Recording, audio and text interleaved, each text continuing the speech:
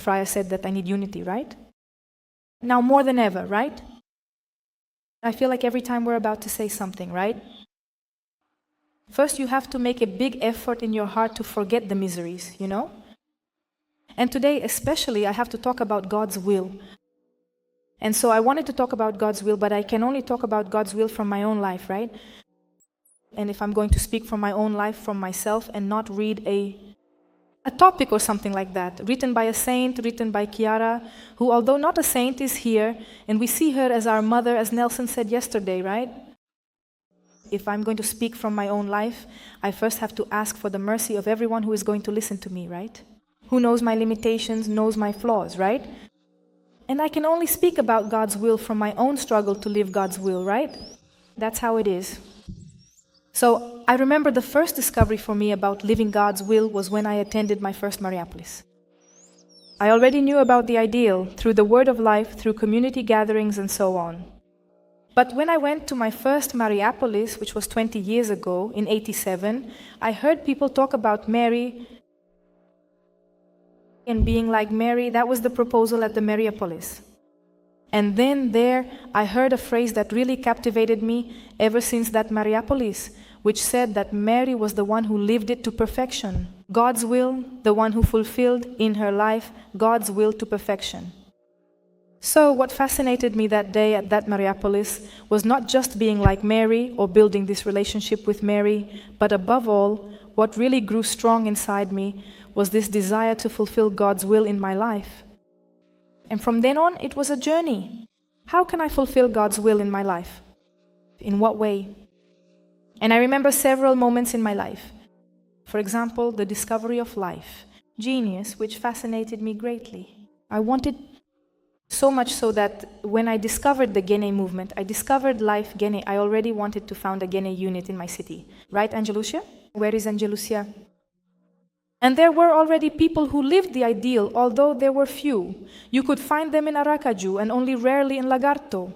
But there was a great fire in my heart because I wanted to do God's will. I wanted to learn how to fulfill God's will. In my family, those who know my story already know that I learned from an early age. I heard my father say that the gospel was meant to be lived, not just read, meditated on, or something to be admired and thought of as beautiful. But at that time, I discovered in a very intense, very passionate way what it meant to live this will of God. And I remember that when I started participating more intensely in the movement, in the gatherings, in everything, and always hearing about the will of God, one of the first things I discovered in life, Jane, is that I wanted to be different. Fulfilling God's will in my life meant for me being a different person, not being the way I was before, not doing the same things anymore. Although I was going to live in the same place, I had no desire to leave my city, to live far from there. In my heart, I wanted to live there, but I wanted to start being different. And to start being different, it requires actions in the little things. It requires sacrifices. To do God's will, all of this is required. And I remember that one of the first things I started to do, right, was to change the way I dressed, for example. I heard at a gem retreat in Aracaju, I heard a gem say that she no longer wore bikinis. And for those who live on the coast, for those who live by the beach, it's very common. We always go to the beach and you wear a bikini, everyone wears a bikini, you get a tan and all that. And I realized from that moment on that if I wanted to do God's will in my life, I had to give things up. That was always a source of conflict with my mother. My mother always said I should wear a one-piece swimsuit, that it was prettier, that it was more decent. And to me, my mom was old-fashioned. My mom never wore a one-piece swimsuit. So I didn't wear one either. But from that moment on, it was a radical change. I remember what Frey and Nelson used to say. These days, everything in our lives requires radical changes. If you don't take the step, it's no use just keeping it in your head and all that. So I knew I was going to hear a lot because everyone... I was 19 years old, 18, 19, 20 years old. Everyone had seen me dress a certain way up until then, right? And I had to take a different approach. So the first time I wore a swimsuit, right? It was a scandal for everyone, you know? Instead of it being the other way around, right? If I had worn a bikini, that would have been a scandal. But everyone was like that. My boyfriend, my nephews, my sisters, you know? Everyone was like that.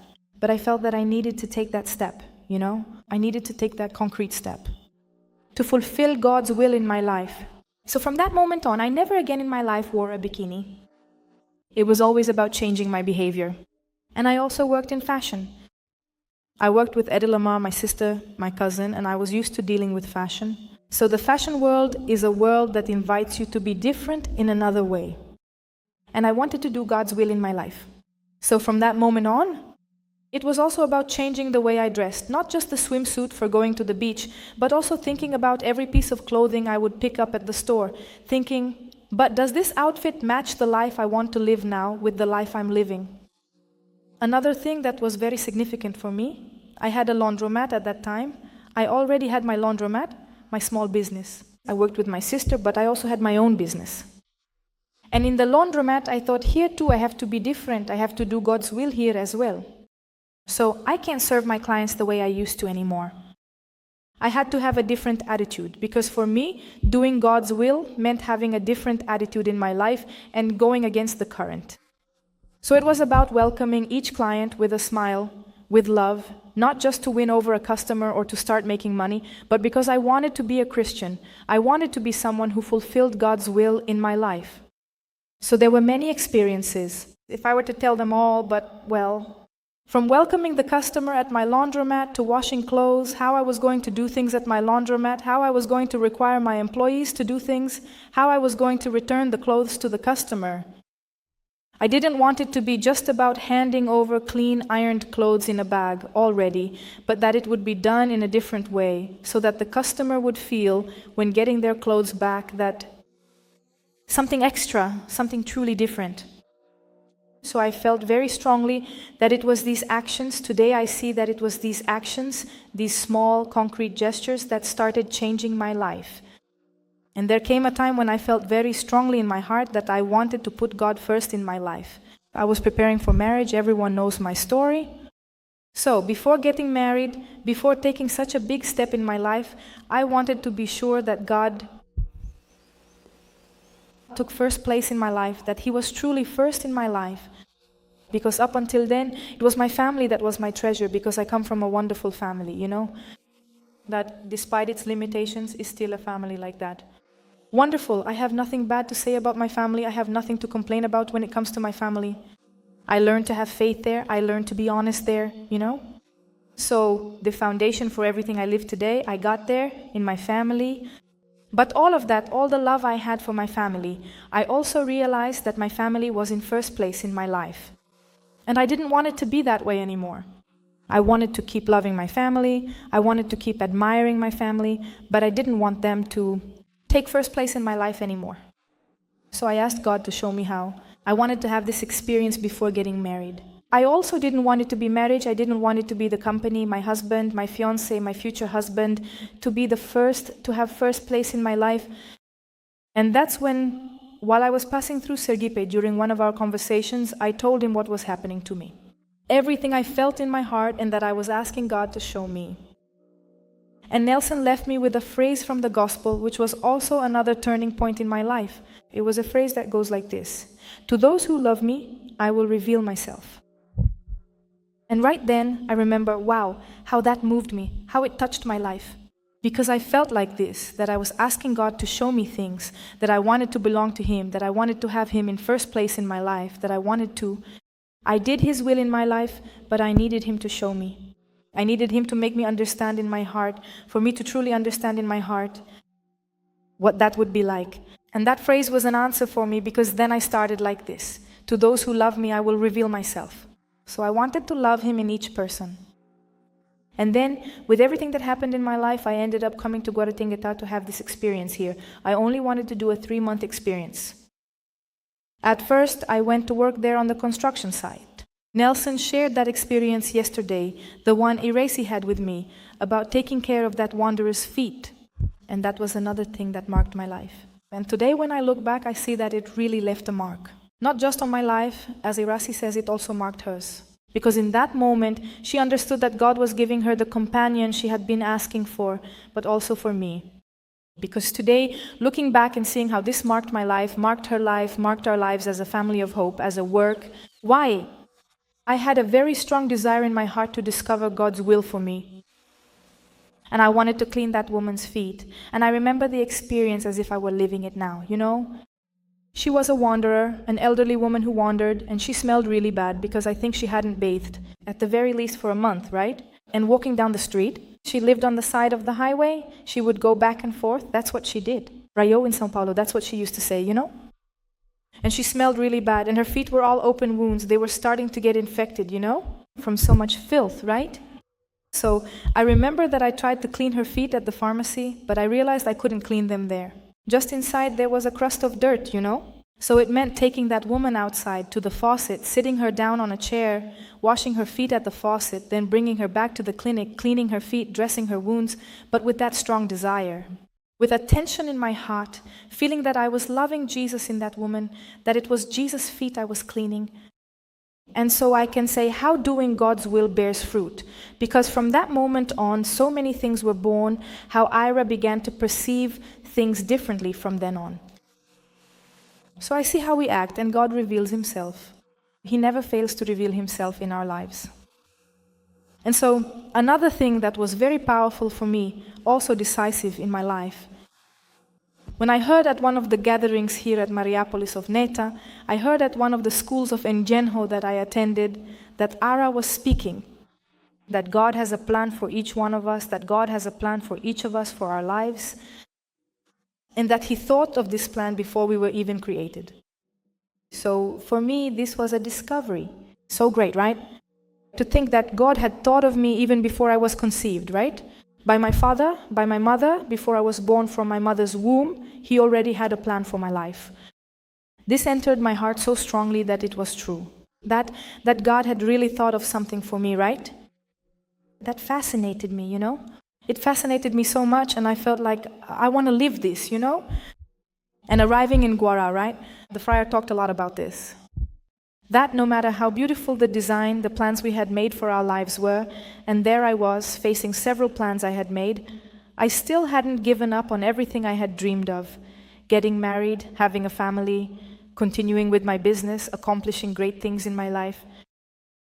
But great human things. I had my plans, I wanted to study, I had, like everyone, I made my own plans. And when the friar said this, that no matter how beautiful the plans we make in life are, what God has planned for us, it is much more beautiful, much more perfect, and will make me much happier. So that was also something that really struck my heart, because I started to think, wow, but I dream of so many things for my life. I'm someone who dreams a lot, you know. And I've imagined so many beautiful things for my life, right? And to know, to hear, first of all, to hear that what God has planned for my life is much more beautiful than what I had imagined. That gave me such a great joy in my heart, you know. That soon I realized that everything I had planned for myself, you know, getting married, having a business, living with my family that way, helping one person, helping another, right? It was very, very small compared to what God had planned for me. I understood it in a way that I can't even explain in words, you know. That feeling went so deep into my heart, right? It was such a strong faith that what I was hearing was real, you know, that no matter how beautiful my plans were, what God had planned for me was much more beautiful. So I decided I want to fulfill what God planned for me in life. I want to. I remember that once I was coming back from São Paulo with Nelson, and we had a conversation in the car. I don't know if Nelson remembers, right? But I felt it very strongly, and I spoke up, I let it out. Like with words, what was inside my heart, you know? I said I understood so strongly this reality that God has a plan for me, for my life, and that I want to fulfill this purpose that God has for me. I want to do God's will in my life. That I would rather die than turn back from this, you know? I would rather die first, may God give me a quick death, take me soon, than not fulfill what God had planned for my life. And to become aware of what I was feeling in my heart, that I truly would rather die than not fulfill what God had planned for my life.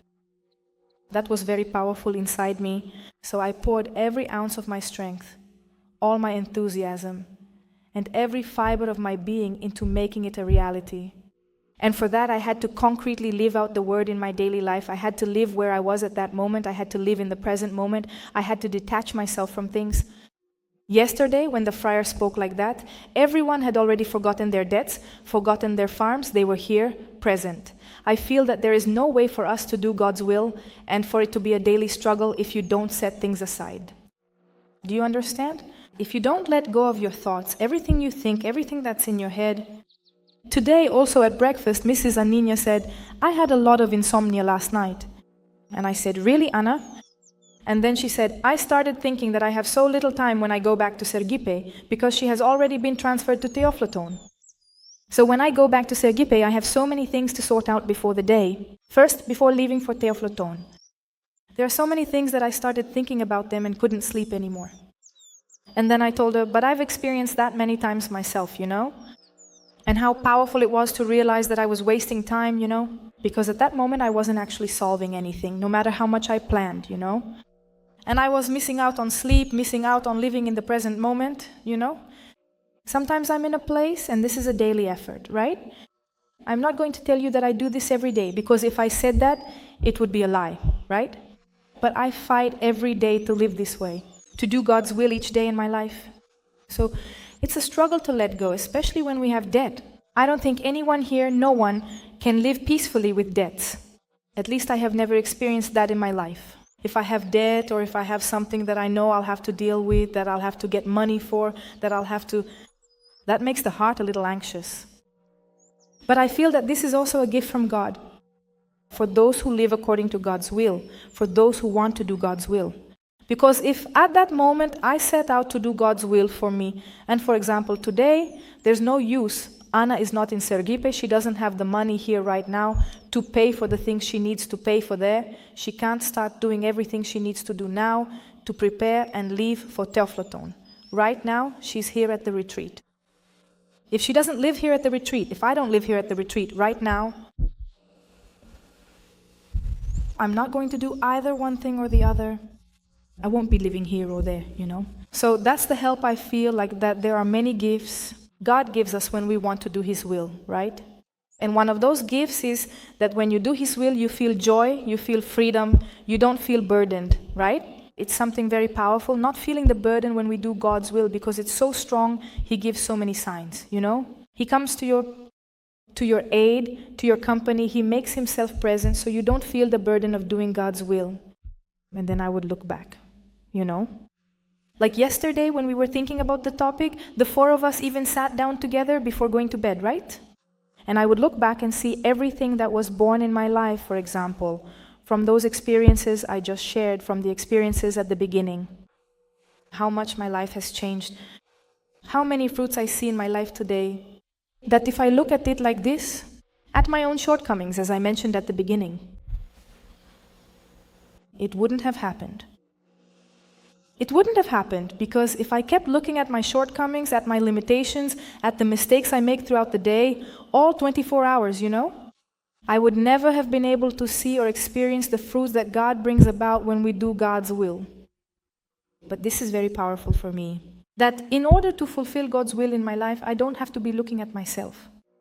I just have to do what He planned for me, that's all.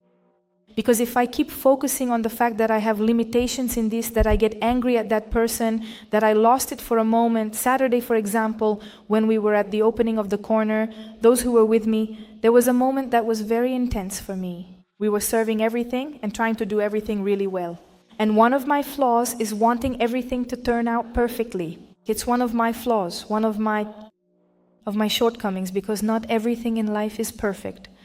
We can even see in nature that the most beautiful thing in the world is not completely perfect. And I keep insisting on wanting things to turn out perfectly. So we were at the opening of the corner, and at a certain moment it was time to serve dessert. The tiramisu wasn't frozen, it wasn't ready to be served. So trays and trays of tiramisu were there, and it wasn't ready. So for me at that moment, look at how I experienced my shortcomings, you know? Wow, I wanted to give up on everything. The night was so perfect, right? Anyone who saw it, like, wow, everyone was gathered there. Nelson had started sharing his experience, Antonio Beto Frei, right? And everyone could see everything that was born from that corner, right? And everyone was happy there. And me, just because of a dessert that wasn't exactly how I wanted, because I wanted to serve it frozen, exactly like it was in the photo, up there. I lost it, but I lost it in a really ugly way. I lost my patience, my kindness, I lost everything. And then Paula Cortez, who lives with us, Paula, she would stay by my side like a shadow. Lucia, calm down, Lucia. It's going to work out. Serve it yourself. People will like it. And I would say, get away from me, Paula, get away from me. Can't you see they're not going to like it, that people won't like it? Can't you see it's not perfect, you know?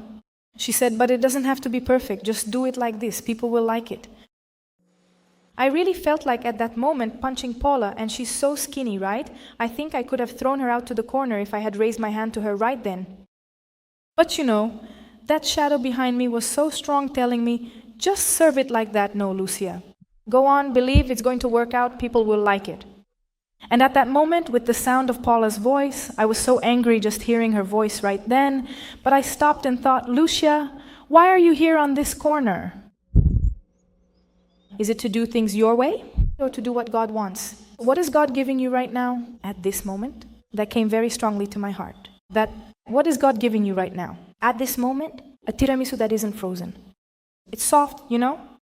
Then, at that very moment when I was thinking, the other girl said to me, Tati, Lucia, this tray here, I don't know if it was Carmina or Tati. This tray here is more frozen. Don't you want to serve this one? And then I started serving the tiramisu. I grabbed a spatula, still so angry, and started breaking up the tiramisu and putting pieces this big on the plates. I think it was to make up for the fact that it wasn't right. And the girls, it was so beautiful to see how God doesn't stop at our shortcomings. For me, it was like God was giving me a slap in the face at that moment, but a slap with a velvet glove with the Father's love, you know? As if He were saying, because everyone started, it was all in sync to serve the tiramisu. One grabbed the plate and dusted it with cocoa powder. Another poured the chocolate sauce and made a design on the plate. Another would do it. And if it fell a little crooked, another would say, don't worry, I'll fix it, and would go and fix it right away. It awakened something, and I saw how God made it happen. That was the answer God was giving me at that moment.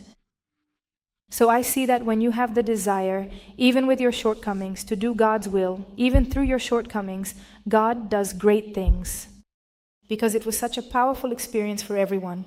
There, the fact that I lost in that way, the fact that we served the tiramisu, looked for everyone, and made ourselves available to live in unity so that it could happen, that's what made it work, you know? Everyone started moving around. So that the best could really happen there, right? And then when I got home, you know, I was really tired. My feet were hurting because all the tension and nerves go straight there to your feet, right? And Paula gives an amazing massage, right? Anyone who knows her knows what I mean. And then I said, Paula, I know you're super tired. It's after 1 a.m. We were just getting home, right? Can you give me a foot massage? Then she said, right now? And she immediately started giving me a foot massage. And then I took the opportunity to tell her, look, Paula, know that you were God's angel for me at that moment, you know? You brought me back because you didn't stop. You kept insisting. And usually when I give Paulina a really harsh answer, her tendency is to just walk away, shut down, and get far away from me. But this time she stayed right by my side like a shadow, stuck to me. And her attitude of continuing to believe, of continuing to come after me, even though she risked me snapping at her, she kept coming after me to help me. And it was she who, God's angel, who brought me back that day to God's will. And I felt all the joy of having lived that moment, starting over by apologizing to her. I told her how important that attitude was to me. So I see that God reveals Himself. You love, and He reveals Himself in your life. It doesn't matter how many flaws you have. It doesn't matter how miserable you are. All you need is the desire to do God's will in your life. And He is never outdone in generosity. He never fails to show the fruits. Another very powerful experience of doing God's will, which everyone saw, was the Pope's visit here. How strongly I felt that God's will for me at that moment, right at the beginning, when Frey started saying that the Pope was coming to visit us, God's will for me at that moment was very clear. It was to be united with Frey. I could never have told Frey, you know, that I didn't believe the Pope would come. I felt very strongly that at that moment, God's will for me was to be united with Frey, to live in obedience, there with him, you know, to live in unity, to live in love with him, you know, and to show him something I wasn't actually feeling inside, you know, to show him that I believed, when in reality I didn't believe the Pope would come, right? But then I see how much God rewards this small miserable act of ours, you know? But just the fact that you want to do God's will, just the fact that you want to live in that moment, how did God show me that?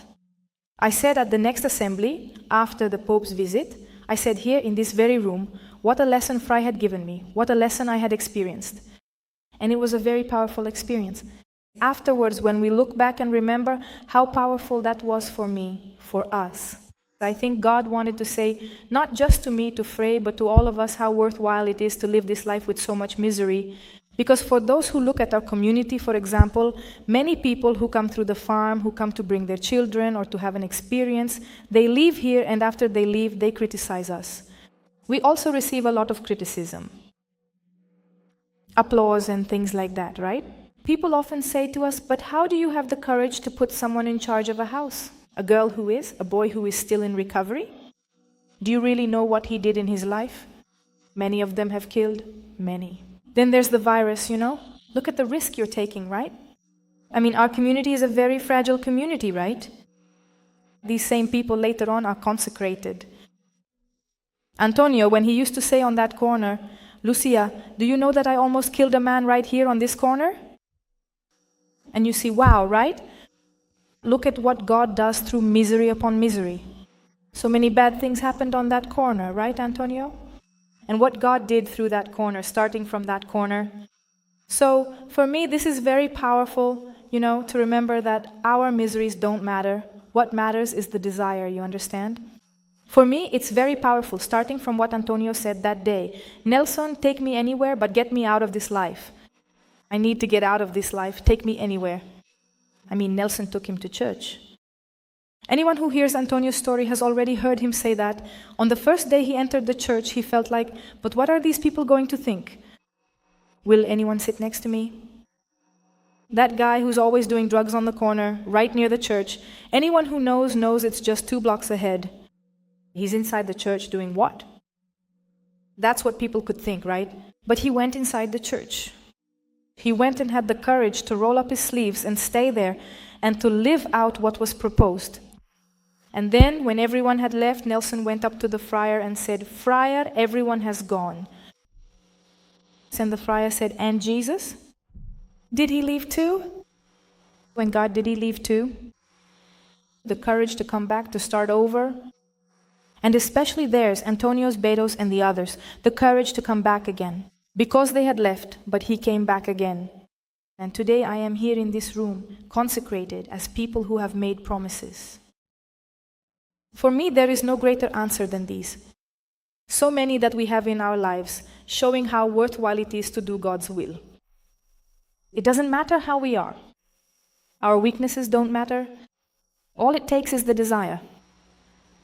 If you have the desire to do God's will,